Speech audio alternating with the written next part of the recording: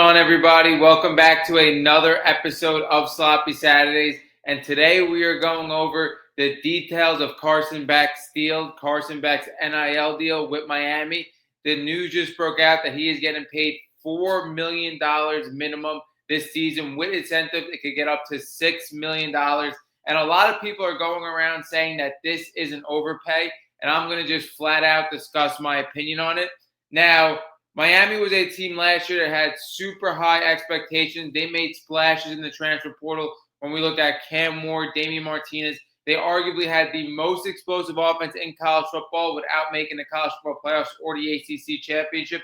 When you look at their offense, they were scoring, but very similar to LSU the previous year. It seemed like they couldn't stop anybody on defense. This offense with guys like Xavier Restrepo, Elijah Arroyo, Damian Martinez, and led by Cam Ward out of the transfer portal. They had super high expectations. They lose a significant game against Georgia Tech, which basically changed the whole course of their season. Didn't have an opportunity in the ACC championship, and as a result, did not make the college football playoffs. Now, this offense had a lot of turnover. The four names I just mentioned all went to the NFL. And Miami, like I said last year, Miami was back. And based on like the last 10 years, this was the best Miami team we saw. This was the best Miami team that carried the most hype in a season as well. And we're talking about Miami Hurricanes with a storied history. We're looking at one of the most dominant college football programs in the 1990s, and they were finally back. Now, like I said, this offense had a ton of turnover going into this year, and they make another huge splash in the transfer portal, signing a top quarterback in the transfer portal yet again in Carson Beck. Now, Carson Beck, like I said, $4 million deal, $6 million if it gets up to incentives. And we're going to talk about, is he overpaid? I think a lot of people just are flat out crazy with Carson Beck. Like, I understand our expectations for Carson Beck last year were so high. On this channel, you can look back. I have my hand up. I thought Carson Beck was going to be the best QB in college football. I thought he was en route to be the number one pick in the NFL draft. That obviously did not happen. Everybody expected after his 2023 season with a 72% completion percentage, 3,900 yards, 24 touchdowns, and 6 interceptions. Everybody expected him to take a huge leap. But that did not happen in 2024. But his 2024 season was still a really good season in college football. I still believe he had a top 10 season in college football. When you look at his stats, 64% completion percentage, 3,400 yards, 28 touchdowns, and 12 interceptions. I get it. There was a stretch where he was turning the ball over a lot, and we expect Carson Beck after a huge season in 2023 to take a big jump. But in reality, that was not going to be the case, and we really should have recognized that from what Georgia had in their offense. This Georgia team in the SEC led drops in the SEC. They had no go-to guy, and when you talk about Dominic Lovett, Arian Smith, they had some receivers, but again, no go-to guy that was going to win out in the SEC. They had some running backs there as well in Frazier, in ETN. But again, this offense wasn't the offense he was in 2023 when he had Ladd McConkey, Brock Bowers. You saw those two guys in the NFL. Those guys were stars as rookies year one. So this Georgia offense got worse, and we expected Carson Beck to take an even bigger leap, which I believe was unrealistic. But when we look at his stats, you're looking at a guy with 3,400 yards last year, 28 touchdowns, 12 interceptions. Like, this was a guy that had a really good season. When you look at him, he's top 15 in QBR in the country last year. So now Miami picks him up for $4 million, $6 million in incentives, and people are saying this is an overpay.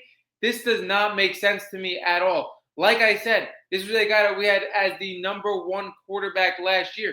But not only that, when you look at differences with quarterbacks and transfer portals, like a Cam Ward, like a John Mateer, guys that don't have significant games, meaningful games experience, Carson Beck, the experience you're getting from him out of the transfer portal for Miami, a guy that's been to the SEC championship, a guy that's been on this roster when this team won a national championship.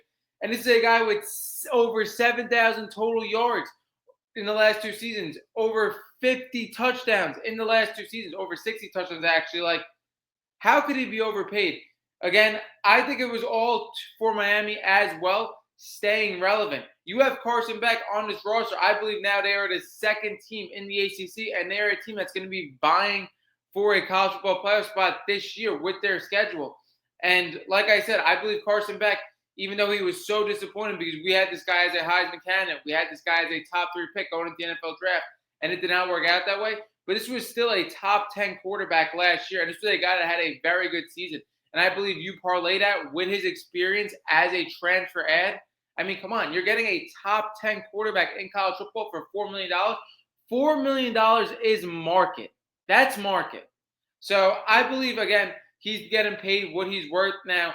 There is some rumors about his elbow. His elbow might not be ready. Now, if he's injured, again, yeah, that could be an overpay. But based on resume, based on talent, the $4 million is definitely not an overpay.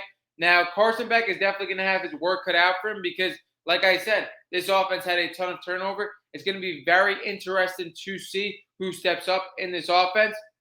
I really like Mark Fletcher Jr. at running back. We're talking about a guy with over 600 yards in this Miami offense last year with 9 touchdowns. And then you also add in Jordan Lyle as well as a second back, a guy here that had 400 yards and 4 touchdowns. Not a bad duo. I really like Mark Fletcher Jr. in this offense. I think that's going to be Carson Beck's number 1 weapon.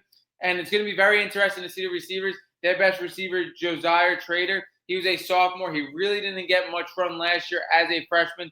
You have C.J. Daniels as a transfer ad as well. A guy that had over 1,000 yards at Liberty. And then last year at LSU, he was still a key part of this offense, over 400 yards.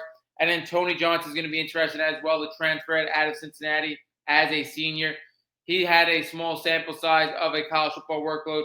But again, you're talking about 2 senior transfer ads at receiver, and in the sophomore, they expect to step up. But again, you have an offense where a lot of turnovers, where it's really going to rely on Carson Beck, in my opinion, to take a heavy load of his offense. Obviously, he's the quarterback, but he's going to have to run this offense day one.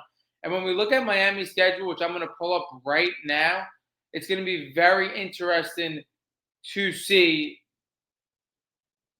how they start the season because they have a very tough matchup week 1 of this season against Notre Dame. We talk about this all the time. I believe it's so significant for a transfer portal ad or a guy that's coming in as a first-time starter, either or a transfer portal ad in a new offense or a first-time starter, to have a very easy matchup week 1, week 2 to ease themselves in. But that's not going to be the case with Miami. So they play Notre Dame week 1. That's going to be a very tough game. That's a game that I don't have Miami favored in at all. I think Notre Dame is going to be one of the best teams in the country. I think Notre Dame coming in is a better team than Miami. Not only that, I think they have more of an identity with Jeremiah Love at the back position, even though, again, C.J. Carr's a new quarterback. That's a game I don't think Miami's going to be favored in. And that, I think, could be a rough start for Carson Beck. Then they play BCU. That's going to be an easy win for them. Bethune-Cookman. They play South Florida. That's going to be an easy win. Miami against Florida, I think that could be a very easy matchup. I mean, a very even matchup. When you look at Miami and Florida, it's going to be a huge game. It's going to be very interesting to see Florida this year. They're an improved team, and DJ Lagway obviously has a lot of hype with him. They play Florida State. I think it's going to be an easy game for Miami. Louisville, again, that should be a very close matchup. Stanford, I got Miami in that one. Miami, SMU could be a tough one. Miami, Syracuse, I think Syracuse is going to be one of the biggest teams that take a step back. I like Miami in that one. Miami, NC State, I like Miami. Miami, Virginia Tech, it's going to be very interesting to see Virginia Tech. We had a high expectation for Kyron Drones last year. That's going to be interesting. And Miami, Pittsburgh. So when you look at this Miami schedule, there definitely is a lot of opportunity. They don't have to play Clemson in the ACC, which is very big for them, but they do open up against Notre Dame. So the matches we're looking at is Notre Dame for Miami, Florida. I think Louisville is going to be a decent matchup as well with Miller Moss. And you have SMU, Virginia Tech, Pittsburgh. Now, the thing is, with this Miami schedule, like I said, there is a ton of opportunity. I don't expect Miami to be a big underdog in any of these games, even in a game against Notre Dame again. That should be a pretty close spread game. And they should only be underdogs in a couple of games in the schedule. This is a schedule where Miami could easily come out with 2 losses. Easy. And make the college football playoffs. I think there's a ton of opportunity for Miami and Carson Beck. Again, I'm not in love with the week 1 matchup against Notre Dame. I wish that came later in the year because, like I said, this Miami offense has a ton of turnover where I think even though Notre Dame has a new quarterback, I think Notre Dame has their identity. I think they're a little more set up for success week one. But going back to, like I said, summing up this video, I don't think Carson Beck is overpaid at all at $4 million. I think that's market, especially with a guy with SEC championship experience, a guy that's coming from Georgia, seen national championships. Not only that, coming off 2 seasons where he had over 7,000 yards, 60-plus touchdowns in the SEC. Again, I think Miami got exactly what they need in Carson Beck. That wraps up this episode of Sloppy Saturdays. Again, I know this is an unpopular opinion. Give your opinions down below, and Sloppy Saturdays is out.